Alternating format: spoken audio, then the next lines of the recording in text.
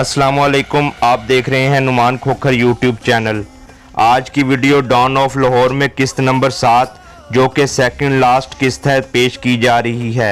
इस किस्त में यूनुस पुच्चर का कत्ल, जो कि बारला गैंग के वालिद इल्मदीन का कातिल था, उसको कत्ल करने का वाक़या और इसके अलावा शेख रोहील असगर और इखलाक गुड्डू की दुश्मनी में जो कत्ल अच्छू शीदी ने किए थे, इनके वाक़यात शामिल हैं। अच्छू ने जिस तरह प्लानिंग करके यूनुस पुच्चर को कत्ल किया, ये लाहौर सेशन कोर्ट में ऐसे कत्ल का पहला वाक़या था। अच्छू शीदी की पिछली 1 से 6 तक अक़सात के वीडियो लिंक इस वीडियो की डिस्क्रिप्शन में मौजूद हैं, जबकि मेरे चैनल की play list don of Pakistan में भी इनकी पिछली 6 अक़सात मौजूद हैं। याद रहे, सन 2018 के अखबार में अच्छू शीदी की स्टोरी किस्तवार शाया हुई थी। ये सारी मालूमात वहाँ से लेकर ही आपकी खिदमत में पेश की जा रही हैं। मेरे चैनल नुमान खोखर की प्ले लिस्ट में don of Punjab, don of Lahore, different city dons और डॉन ऑफ पाकिस्तान का फोल्डर भी है, जिसमें 45 से ज़ायद मशहूर डॉन्स की लाइफ स्टोरीज़ हैं। किसी भी दोस्त को किसी भी शहर या गांव के मशहूर डॉन के बारे में मुकम्मल और दुरुस्त मालूमात हों तो वो अपना व्हाट्सएप नंबर कमेंट में शेयर कर दे, मैं उससे राब्ता कर लूँगा। वीडियो शुरू करने से पहले अगर आपने मेरा channel Numan Khokhar subscribe, like और शेयर नहीं किया तो इसको सब्सक्राइब कर लें और बेल का बटन दबा दें ताकि आपको आने वाली नई वीडियोज़ मिलती रहें। तो आइए वीडियो शुरू करते हैं। अच्छू और शीदी की मफरूरी का अरसा लगभग 10 साल पर मुहित है। लड़कपन से जराइम की दुनिया में कदम रखने वाले दोनों भाई अब ऐन जवानी में कदम रख चुके थे और उन्हें एहसास हो रहा था कि इनकी जराइम ज़दा ज़िंदगी किसी वक्त भी ख़त्म हो सकती है। दुनिया की रंगीनी उन्हें अब अपनी जानिब खींचने लगी थी। अच्छू चूँकि बड़ा और समझदार था और हमेशा बारले गैंग की पुश्त पर रहकर काम करता था, इसलिए इसने फ़ैसला किया कि अब जो कत्ल और इक़दामे कत्ल के मुकदमात इन पर दर्ज किए गए हैं, इनसे आहिस्ता आहिस्ता छुटकारा हासिल किया जाए।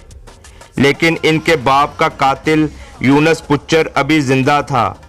चुनाचे इसने फ़ैसला किया कि यूनुस पुच्चर जिस दिन इनके हाथों कत्ल हो जाएगा, वो एक एक करके पुलिस के सामने पेश हो जाएंगे। पहले एक भाई पेश होगा, वो मुकदमात से बरी होगा, तो फिर दूसरा भाई पेश होगा। मकसद ये था कि एक भाई बाहर रहे ताकि दुश्मन पर इनका खौफ तारी रहे और वो मुकदमात की पैरवी ना करें। यूनुस पुच्चर अगरचा जेल से रिहा हो गया था, लेकिन अदालत में मुकदमात की पेशी पर जाया करता था। अच्छू इस ताक में था कि किसी तरह पेशी के मौके पर इसे हलाक करके अपने सीने की आग ठंडी करे। शीदी और बाला गाड़ी गैंग के हमरा 2 मरतबा सेशन कोर्ट कचहरी में गए ताकि यूनुस पुच्चर को टकाने लगा सकें, लेकिन वहां पुलिस और भीड़ भाड़ देखकर 2 मरतबा नाकाम वापस आ गए। जब अच्छू को ये बात मालूम हुई तो उसने उन्हें बहुत लान तान की और बुरा भला कहा कि तुम लोग बुज़दिल हो, डर गए हो। अच्छू ने तय किया कि वो खुद यूनुस पुच्चर को टिकाने लगाएगा। अच्छू चूँकि बहुत कम लोगों के सामने आता था, इसलिए अभी तक अच्छू की जितनी तस्वीरें सामने आई हैं वो ज़्यादातर जेल में ही खींची गई हैं। अच्छू के बारे में ये भी कहा जाता है कि जब वो जेल में था तो वो जेल से भी पैगाम भिजवा कर भत्ता लेता था, जिसकी खबरें अखबार की जीनत बनती थीं। इसका गैंग बाहर से इस कदर मजबूत था कि किसी को जुर्रत ना होती थी कि इसके पैगाम पर इनकार करे। बहरहाल जब शीदी और बाला गाड़ी नाकाम हुए तो अच्छू बारला खुद प्लानिंग करने लगा कि यूनुस को कैसे ठिकाने लगाया जाए। सफदर दयाल उस वक्त MPA था। अच्छू ने कहीं आना जाना होता तो वो इसी की गाड़ी में सफ़र करता था, क्योंकि इसकी गाड़ी में MPA की नंबर प्लेट लगी हुई थी और इसे पुलिस नहीं रोकती थी। जिस रोज़ यूनुस पुच्चर की सेशन कोर्ट में तारीख थी, अच्छू सफदर दयाल की गाड़ी ले आया। इस वक्त गैंग में से इसने सिर्फ बाला गाड़ी को साथ लिया। सफदर दयाल की गाड़ी को पुलिस कहाँ रोकती, जैसे ही यूनुस पुच्चर गाड़ी के सामने से गुजरने लगा, अच्छू ने क्लैशनकोफ का पूरा ब्रस्ट इस पर खाली कर दिया। कुछ गोलियां इसे लगीं और कुछ मिस हो गईं, लेकिन जो गोलियां लगीं उन्होंने यूनुस पुच्चर का काम तमाम कर दिया।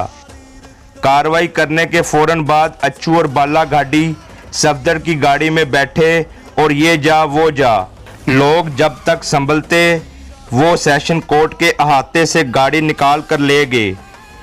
यूनुस पुच्चर को कत्ल करने के बाद अच्छू के सीने में लगी आग ठंडी पड़ गई और अब इसने जिंदगी के बारे में सोचना शुरू कर दिया। इसके बाप के कातिल एक एक करके ख़त्म हो चुके थे। दूसरी जानिब शेख रोहेल असगर और अखलाक गुड्डू की दुश्मनी अरूज पर थी।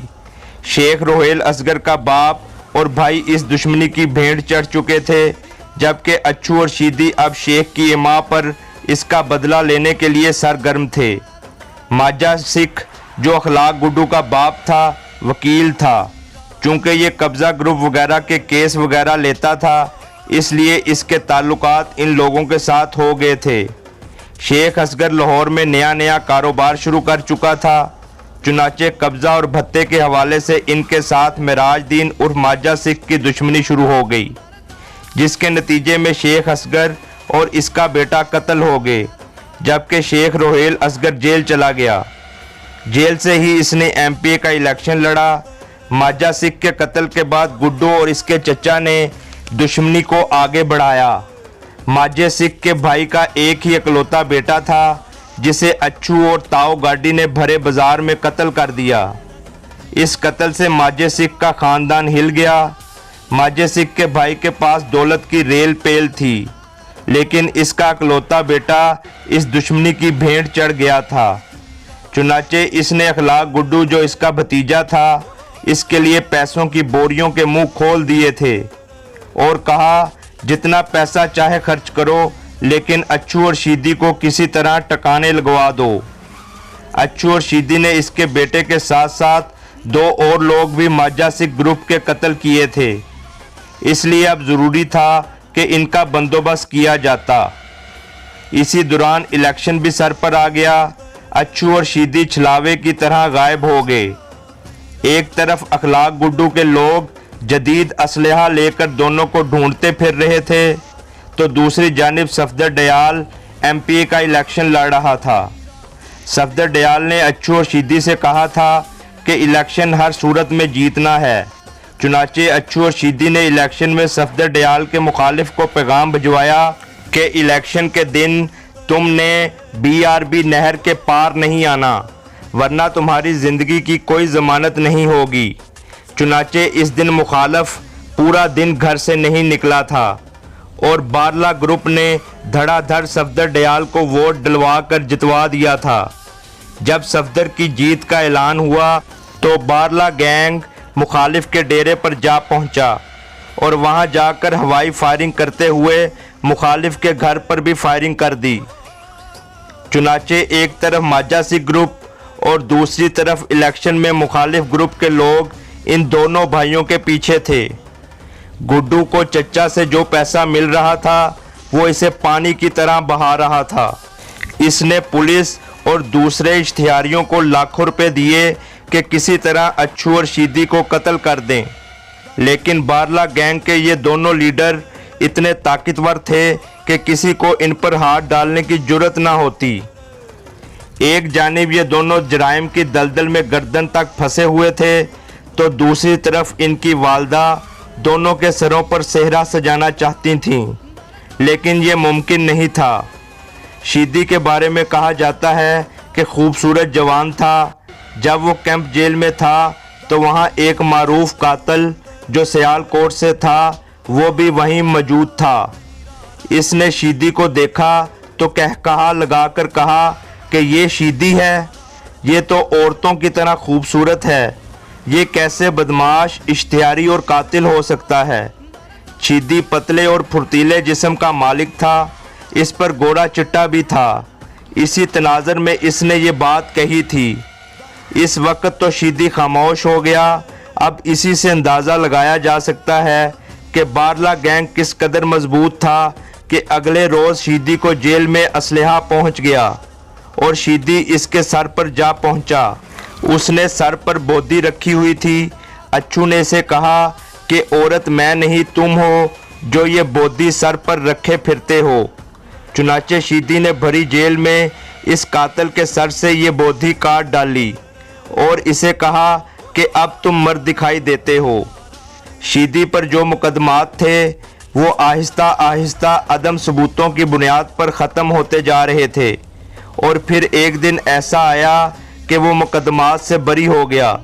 सिर्फ चंद मुकदमात बाकी रह गए थे जिन पर वो ज़मानत से बाहर आ गया, लेकिन जेल से बाहर आना इसके लिए मौत का पैगाम बन गया।